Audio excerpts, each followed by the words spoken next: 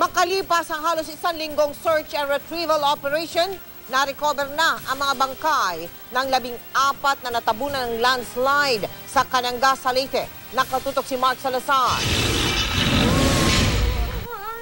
Halos pagsakluban ng langit at lupa si Aling Early nang makita ang bangkay ng kanyang mister na si Salvador Yabana.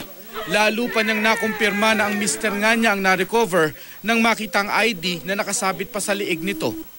Isa si Yabana sa 14 na trabahador na nasawi sa pagguho ng lupa sa Upper Mahiao Geothermal Project sa Cananga, Leyte nitong Biyernes.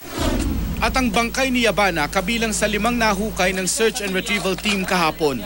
Kaninang madaling araw, natagpuan na rin ang bangkay ng pinakahuling nawawalang trabahador.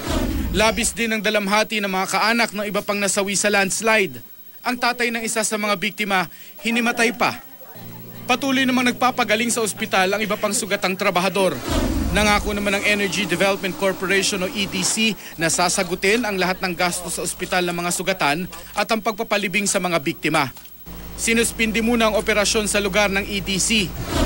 Ayon sa Department of Energy, isa sa mga posibleng sanhi ng pagguho ang naganap na pagyanig sa lugar. Sabi naman ng EDC, sunod-sunod din daw ang pag-ulan doon na posibleng naging dahilan ng paglambot ng lupa. Mark Salazar, Nakatutok, 24 Oras.